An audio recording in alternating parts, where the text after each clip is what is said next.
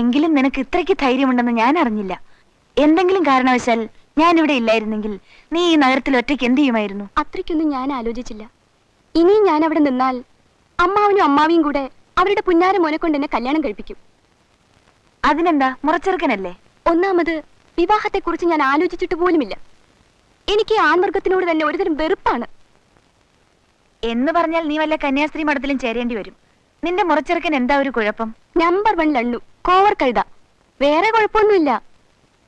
ഞാൻ വേറെ കല്യാണം കഴിച്ചാൽ എന്റെ അച്ഛനും അമ്മയും മരിക്കുന്നതിന് മുമ്പ് എനിക്ക് എഴുതി വെച്ച സ്വത്തൊന്നും അവർക്ക് കിട്ടില്ലല്ലോ. അത് വരാതിരിക്കാനാണ് ഈ ലണ്ണുവിനെ കെട്ടാൻ പറയുന്നത്. അതിന് വേറെ ആള് നോക്കട്ടെ. അത് ശരി. ഇപ്പൊ നീ എന്ത് ചെയ്യാൻ പോകുന്നു? ഒരു ജോലി സംഘടിപ്പിക്കണം. എന്തായാലും മതി. പറയാൻ എളുപ്പം, കിട്ടാനാ പ്രയാസം. ഇവിടെ ഞാനും വേറൊരു പെൺകുട്ടിയായിട്ടാണ് താമസിക്കുന്നത്. അവൾ നാട്ടിൽ പോയിരിക്കുകയാണ്. അവൾ വന്നു കഴിഞ്ഞാൽ ഇവിടെ താമസിക്കാൻ ബുദ്ധിമുട്ടാവും. പറയുമ്പോൾ നീ തെറ്റിദ്ധരിക്കരുത്. ഒരു ജോലി കിട്ടുന്നവരെ എവിടെയെങ്കിലും ഒരു മുറി വാടകയ്ക്ക് കിട്ടിയാൽ മതി. 2-3 മാസം പിടിച്ചു നിൽക്കാനുള്ള പണമുണ്ട്. ശരി, നമുക്ക് നോക്കാം. എനിക്ക് ഓഫീസിൽ പോകാൻ സമയമായി. നീ ഒന്ന് കുളിച്ചു ഉറങ്ങി എണീക്കുമ്പോഴേക്കും ഞാനിങ്ങെത്താം. സർക്കാർ ഓഫീസല്ലേ, ഒന്ന് തല കാണിച്ചാൽ മതി. പണി ചെയ്തില്ലേലും 1-ാം തീയതി ശമ്പള ഷുവർ.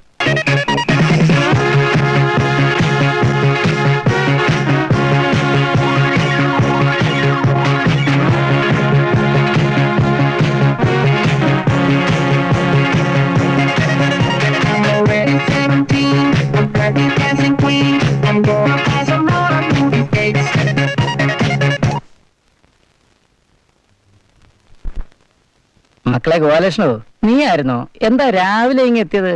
ഞാൻ ഇനി വീട്ടിലേക്കില്ല. മൂപ്പിലാനെ കൊണ്ട് മടുത്തു. കൊല്ലാൻ പിടിച്ചാലും വളർത്താൻ പിടിച്ചാലും അയാൾ കിയോ എന്നാ. ഒരൊറ്റ കാര്യം കിളവന്റെ തലയിലോട്ട് കയറത്തില്ല. ഇങ്ങനെ തന്നമാരുണ്ടോ? അയാളുടെ തല എന്ന് ഞാൻ കണ്ടോ അന്ന് വരെ എനിക്ക് ഇറങ്ങക്കാടാ. അല്ല, നീ സ്വന്തം അച്ഛനെ പറ്റി തന്നെ അല്ലയോ പറയുന്നത്? ഓ, എങ്ങനെ പറയാതിരിക്കാ? കോളേജിൽ നിന്ന് ഇറങ്ങിയ അന്ന് മുതൽ ഞാൻ ചോദിക്കാ കുറച്ച് കാശ് തരാൻ, ഒരു ബിസിനസ് തുടങ്ങാൻ. കേട്ട ഭാവേ ഇല്ല.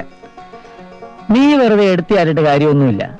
നീ ഇനി വീട്ടിൽ കേറൂല്ല എന്ന് പറഞ്ഞാൽ പോലും ഒരാളുടെ ചെലവ് കുറഞ്ഞു എന്നും പറഞ്ഞ് സമാധാനമായിട്ടിരിക്കുന്ന പാർട്ടി നിന്റെ തന്തപ്പടി. എന്ന് മാത്രമല്ല, ഈ കൂട്ടിനകത്ത് ഒറ്റയ്ക്ക് താമസിച്ചിട്ട് തന്നെ വൈകുന്നേരം ആകുമ്പോൾ ഒരു ചിന്നതടിക്കാനുള്ള ബന്ധപ്പാട് എനിക്കേ അറിയൂ. നീയും കൂടി ഇങ്ങോട്ട് വന്നാ അതുമില്ല. നമുക്ക് പട്ടയാക്കാം, ഏതായാലും ഫിറ്റായ പോരെ. ഈ ചിന്നതെന്ന് പറഞ്ഞതേ പട്ട തന്നെയാ. 1-ാം തീയതി ആകുമ്പോ എണ്ണിച്ചുട്ട അപ്പം പോലെ കിട്ടുന്ന 500 രൂപയും വെച്ചോണ്ട് സ്കോച്ച് കുടിക്കാൻ ഞാൻ ആരാ? കൊച്ചിരാജന്റെ കൊച്ചുമോനെ വല്ലോ ആന്നോ? പിന്നെ ഞാൻ എന്തോ ചെയ്യും? ഒരു 5-6 ചീറ്റൂടെ മലത്തി നോക്ക്. അവസാനം മൂപ്പിൽസ് തന്നെ സഹിയിട്ട് കൊണ്ടുപോയി തൊലയെന്നും പറഞ്ഞ് എന്തെങ്കിലും തരും. ഒരു സിഗരറ്റോ ബീഡി ഉണ്ടായിത്താ. നീ ആ തറയിലെങ്ങാണ് തപ്പി നോക്കല്ലോ, കുറ്റിയും കിട്ടും. ഇവിടെ പട മേടിച്ച് പന്തളത്ത് നിന്നപ്പോ പന്തവും കൊളുത്തി പടാന്ന് പറഞ്ഞല്ലോ. ഇടാ, അതാ പറഞ്ഞത്. ഈ നരകത്തിൽ നിന്ന് കരകയറണമെങ്കില് നല്ല കാശുള്ള ഏതെങ്കിലും കുടുംബത്തിൽ നിന്ന് ഒരു പെണ്ണിനെ തപ്പിയെടുത്ത് കല്യാണം കഴിക്കണം. നീ നടക്കുന്ന കാര്യമെല്ലാം പറ. അല്ലേലും നിന്റെ തലയിൽ നല്ല ബുദ്ധി കയറത്തില്ലല്ലോ. ഞാൻ ഏതായാലും ഒന്നിനെ ലൈൻ ഇട്ടോണ്ടിരിക്കുക. മിക്കവാറും ഉടനെ തന്നെ ഷെഡിൽ കയറും. അത് കഴിയുമ്പോ എന്റെ ഈ സൈലൊക്കെ അങ്ങ് മാറും. എന്തോന്ന് നീ കാര്യമായിട്ട് പറയണോ? ഇത് കണ്ടോ? മാഡം റൂഷേ, അവക്ക് നാറാതിരിക്കാനാ. ചെലവെന്തോന്നറിയാം? 250 രൂപ. ബോഡി സ്പ്രേ വില 80 രൂപ. പിന്നെ ഷാമ്പൂ, ആഫ്റ്റർ ഷേവ്, ലൊട്ടിലൊടുക്ക എല്ലാം കൂടെ കൂടി ഒരു 50 രൂപ. ഗ്ലാമർ കൂട്ടാനാ യാർഡ്ലി ക്രീം. ഇത് തേച്ചാലേ വെളുക്കും. ഇക്കണക്കിന് പോയാലേ സാറ് തേക്കാതെ തന്നെ വൃത്തിയായിട്ട് വെളുക്കും. ഏതാ ചരക്ക്? നമ്മുടെ കൊപ്ര മുതലാളി ഇല്ലേ, തേങ്ങാ കോവുന്ന പിള്ള, അങ്ങേരുടെ മോളാ. ഏക മകൾ, ദി ഒൺലി ഡോട്ടർ. ഒത്താ പിന്നെ ഈ ഹരി ഒരു കൊച്ചു മുതലാളി അളിയാ. വാചകം അടിച്ച് നേരം പോയതറിഞ്ഞില്ല. ഞാൻ ഇറങ്ങുന്നു. നീ വേണമെങ്കിൽ ഇവിടെ തന്നെ ഇരുന്നു. പക്ഷെ ഞാൻ ഒരു കാര്യം പറഞ്ഞേക്കാം. കള്ളന്മാരെ ഉള്ള സമയമാ. പുറത്തു പോകുമ്പോ പൂട്ടിയിട്ട് പോണം. വരട്ടെ. ഇവിടെ കള്ളം കയറിയ നീ രക്ഷപ്പെട്ടിടാളിയാ.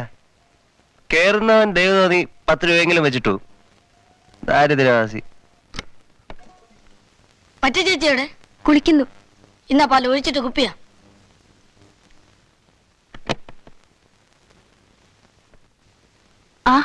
ചിക്കുനെ ഞാൻ കാത്തിരിക്കുകയായിരുന്നു. എന്താ? ഇതെന്റെ കൂട്ടുകാരി രേവതി. ഈ ചേച്ചിക്ക് താമസിക്കാൻ ഒരു മുറി വേണം വാടകയ്ക്ക്. ചിക്കു ഒന്ന് അന്വേഷിക്കാമോ? വലിയ പ്രയാസമാ. പിന്നെ ഒരു വീടുണ്ട് ചുപ്രംപട്ടയുടെ, പക്ഷെ അയാളൊരു കന്യ. അവിടെ 2 മുറിയുള്ളൊരു വീട് വാടക കൊടുക്കാണ്ട്. പക്ഷെ ഫാമിലിക്കാ കൊടുക്കൂ. കല്യാണം കഴിച്ചാണോ? അല്ല. എവിടെന്നെങ്കിലും ഒരു ഭർത്താവിനെ ഒപ്പിക്കാമോ? ഏ അല്ല, തൽക്കാലം കൂടെ താമസിപ്പിക്കാൻ വിശ്വാസമുള്ള ഒരാളെ ഒപ്പിക്കാമോ എന്ന് ചോദിച്ചതാ. അവൾക്ക് ഇവിടെ ആരെയും അറിയില്ല. ചിക്കുവിന് വിശ്വാസമുള്ള ഒരാളുണ്ടെങ്കില് പൊന്നി ചിക്കു അല്ലേ, ചൊക്കൊരു കുട്ടൻ. രാവിലെയൊന്നും വേണ്ട, ഡാവുല കൈയിരിക്കട്ടെ. കമ്മീഷൻ തരുമോ? തരാം. എന്നാ ശരി, ഞാൻ ചുപ്പന്നെ കാണട്ടെ. ഏതോ ഒരു പുഴയുണ്ടല്ലോ, ഭാരതപ്പുഴ, ഈ രമണനൊക്കെ എഴുതിയ ഒരു ചങ്ങമ്പുഴ. ആ അത് തന്നെ. അയാളുടെ കവിത കാണാതെ പഠിച്ച് പ്രേമഗീതം പാടി വെറുതെ ഇരിക്കുന്ന കുയിലിന്റെയും പട്ടിയുടെയും ഒക്കെ മുഖത്തു നോക്കി നിന്റെ കണ്ണുകളിൽ വിഷാദം തളം കെട്ടി നിൽക്കുന്നു എന്നും പറഞ്ഞ് ഒരു റൊമാൻറ്റിക് മൂഡ് സൃഷ്ടിക്കാനൊന്നും എന്നെ കൊണ്ട് പറ്റൂല. എനിക്കല്പം പ്രേമമുണ്ട്, സൗകര്യമുണ്ട്, വിവാഹം കഴിച്ചാൽ കൊള്ളാവുന്നുണ്ട്. ആ മല്ലിക എന്ത് പറയുന്നു? ഹരി എന്തായി പറയുന്നത്? എനിക്ക് ആഗ്രഹമില്ലാഞ്ഞിട്ടാണോ? അച്ഛനോട് ഇതൊന്ന് സൗകര്യമായിട്ട് അവതരിപ്പിക്കണ്ടേ? പിന്നെ അച്ഛൻ എതിർക്കാൻ വഴിയില്ല. അച്ഛനേക്കാൾ വളരെ വലിയൊരു പണക്കാരന്റെ മകനാണ് ഹരി എന്നറിയുമ്പോൾ അച്ഛൻ കണ്ണും പൊട്ടി സമ്മതിക്കും. എന്നാ പിന്നെ അത് വേഗം അങ്ങോട്ടായിക്കൂടെ? ശരി, 2 ദിവസത്തിനകം ഞാൻ പ്രശ്നം അച്ഛനോട് അവതരിപ്പിക്കാം. ഹരിയെ വന്ന് കാണാനും പറയാം. ഹരിയുടെ അച്ഛന്റെ പേരെന്താ പറഞ്ഞത്? രാമുണ്ണി മേനോൻ അല്ലേ? പുത്തൻപുരയിൽ രാമുണ്ണി മേനോൻ അല്ല, മകൻ ഹരീഷ്ണൻ. അല്ല, ഇതാര് പാട്ടാശാന? പോസ് കണ്ടപ്പം വിചാരിച്ചല്ല കൊട്ടാരത്തിലായിരിക്കും താമസം.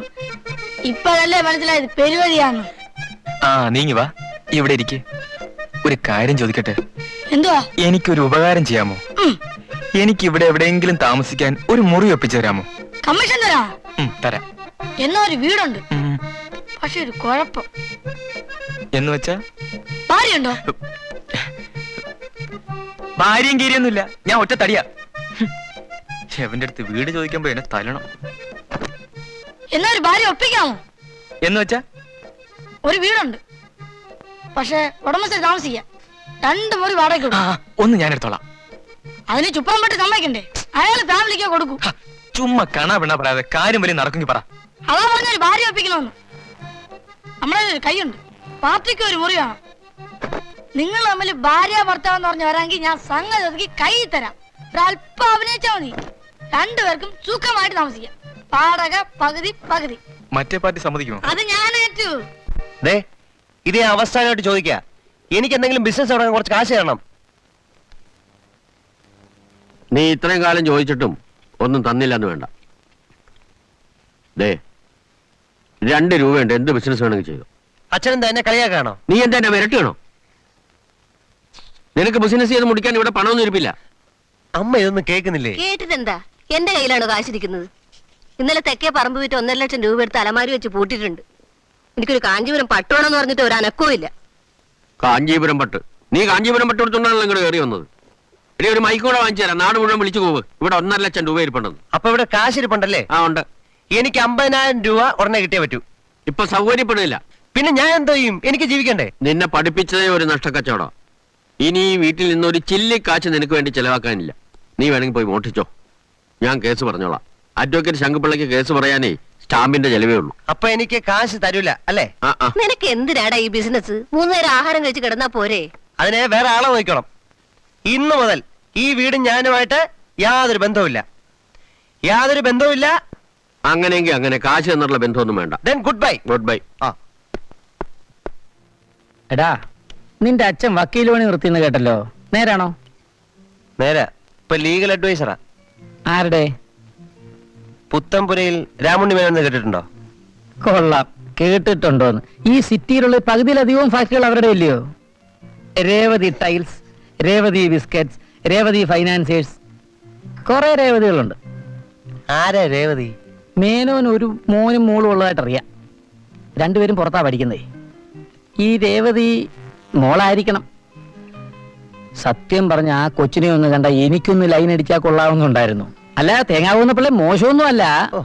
തേങ്ങ പോകുന്ന പിള്ളയുടെ കയ്യിൽ നിന്ന് ഒരു തേങ്ങ വാങ്ങിക്കാനുള്ള കാശ് എന്റെ ഉണ്ടോ? മോളെ കെട്ടാൻ നടക്കുന്നു. ചെല്ലേ, ഇപ്പൊ കിട്ടും. അതാ ഞാൻ പറഞ്ഞ വേലയുണ്ടെന്ന്. മല്ലികയോട് ഞാൻ പറഞ്ഞിരിക്കുന്നത് ഞാൻ രാവുണ്ണി മേനോന്റെ മോനാന്നാ. അതുകൊണ്ടല്ലേ അവള് വളഞ്ഞൊടിഞ്ഞു പോകുന്നത്. പരമദ്രോഹി. കല്യാണം കഴിഞ്ഞ് അവൾ അറിഞ്ഞു പോയാൽ? അറിഞ്ഞു പോയാലല്ല, അറിയും. അല്ലെങ്കിൽ ഞാൻ അവളെ അറിയിക്കും.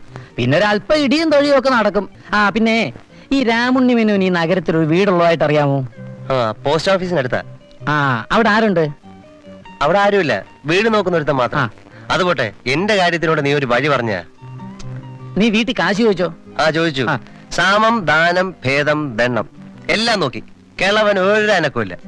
അല്ല നീ ഇപ്പൊ എന്തോ ചെയ്യണമെന്നാ മൂപ്പിൽസ് പറയുന്നത്? മോഷ്ടിക്കാൻ. കൊള്ളാം, നീ അത് ചെയ്താ മതി. ഇക്കാലത്ത് അന്തസ്സുള്ള ഒരേ ഒരു ജോലിയാണ് മൂലധനവും വേണ്ട.